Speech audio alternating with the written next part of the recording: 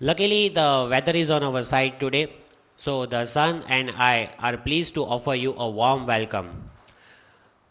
India, क्या ये सिर्फ डिक्शनरी में लिखा हुआ एक शब्द और वर्ल्ड मैप पर बना हुआ एक ट्राइंगल है? अगर ऐसा है तो क्यों इंडिया, भारत, हिंदुस्तान सुनते ही हमारा सीना गर्व से भर जाता है? और क्यों हम खुद को इतना स्पेशल समझने लगते हैं कि हम इस ट्राइंगल में पैदा हुए और हमारे पासपोर्ट का रंग नीला है? मतलब बात थोड़ी गहरी है। इंडिया इतना सिंपल है नहीं जितना डिक्शनरी और वर्ल्ड मैप में नज़र आता है। आज मौका है इस बात पर बात की जाए और इस शब्द की गहराई में उतरा जाए। I extend my heartiest greetings to all of you on the 74th Republic Day. Happy Republic Day. So this word republic, what is the meaning of republic? What does the word republic mean? It is derived from the Latin word res publica, means belonging to the people. Even if we understand in Hindi, Ganatantra, Gana means people and Tantra means system of the people. So republic is the system of the people in which government belongs to the people and the country belongs to the people. And the biggest medium to restore this system is democracy, which Abraham Lincoln has explained in very simple words. Democracy is the rule of the people, by the people, for the people. Right? But the next question is, what was the need for a republic? So, you might have heard this dialogue of Super 30. अब राजा का बेटा राजा नहीं बनेगा, अब राजा वही बनेगा जो हकदार होगा. That means now there was no single person, like there was a king who had infinite powers. So this system was adopted in India and many countries around the world. Later on, the date which was chosen, that was 26 November 1949. On this day, the Constitution of India was passed by the Constituent Assembly. So 26th November is called Constitution Day. But the Constitution was just passed, not implemented.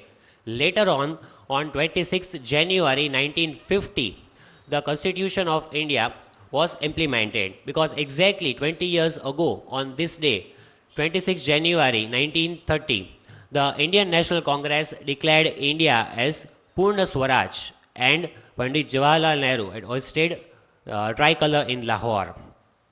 Here I bow down and thank Babasaheb Bhimrao Ambedkar and his entire team for making the world's largest written constitution, India. And we are proud that India is the largest democracy. So when we talk about change makers and unconventional heroes, we often realize that their path to success is lined with failures and limited means. It is at this place where education comes to the force. I recall one of the quotes: give a man a fish and you feed him for a day. Teach a man to fish and you feed him for a lifetime. Perhaps you might have heard this very important lesson from one of the philosophers. It gives a very important message that if you do something for someone, it could be of help at that time. But if you don't teach them how to do it themselves, they will forever be dependent. So this is one of the most beautiful things about education and teaching. Once you share knowledge or you receive knowledge, there is power and capability gained forever. So here I want to share one of the examples of a person who has become role model for the students. She has transformed her life using education as the key tool, and she is none other than Wasima Sheikh from Maharashtra. She said this: my mother will no longer work hard under the harsh sun in other people's fields, for I have become a deputy collector.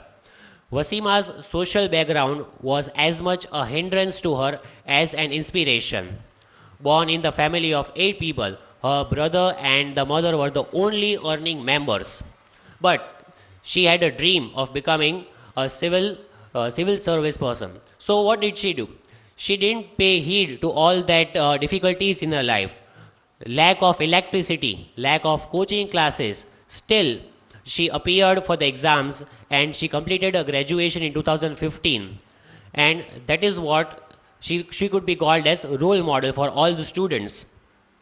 Now, she understood the scarcity of resources, and she also understood that people who hold government degrees, they can make a lot of difference. She said that I wanted to be one of them who could change the lives and make the lives easier.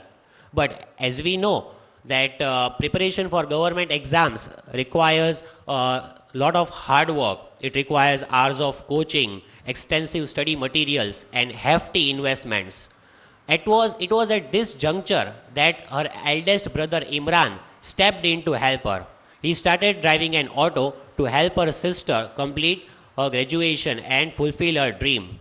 Though Wasima failed in her first attempt, she secured well in her second attempt, and she was also selected as a sales tax officer of grade 2 in Nagpur. So, with this story, I want to urge all the young minds sitting over here that education can do wonders. Education has boundless powers, and it has the capability of making the dreams come true. There are some current trends in Indian economy we have seen, right? So one of the quotes which was written by Mahatma Gandhi: by education I mean all round drawing of the best in a child and man in mind, body and spirit. Currently, the Indian education system is in a state of flux. There are a lot of changes going on. Now there is no more insistence on rote learning like it was in Gurukuls. Currently, the institutions focus on all-round development of children, right? And Indian education system has achieved a lot till now.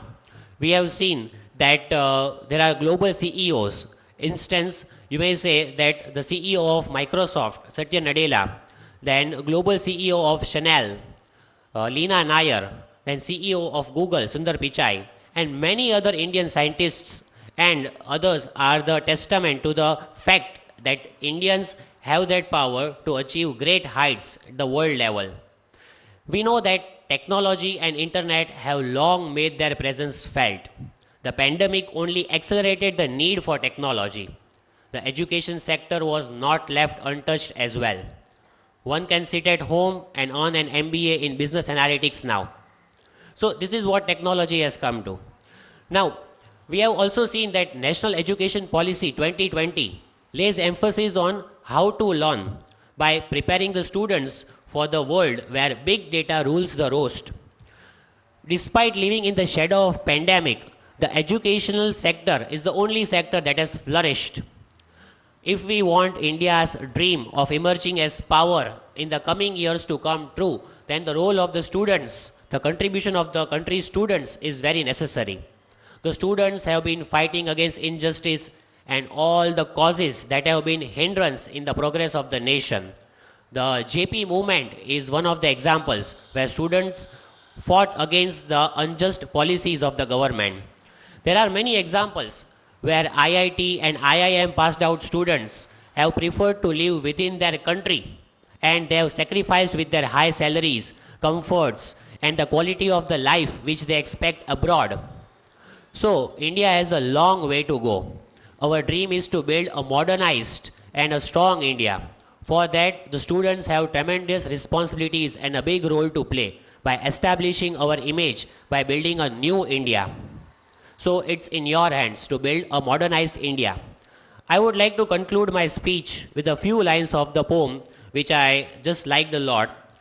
मुमकिन हो अगर राजगुरु और आज़ाद सा काम कर लेना, मुमकिन हो अगर राजगुरु और आज़ाद सा काम कर लेना, गरीबों में पैसे ना सही तुम शिक्षा ही दान कर लेना, रहे ना हिंदू मुस्लिम सिख ईसाइयों में भेदभाव, तुम दिवाली को ईद और क्रिसमस को रमज़ान कर लेना, करनी हो जब मांग किसी से तुम देश में अमन और शांति की मांग कर लेना.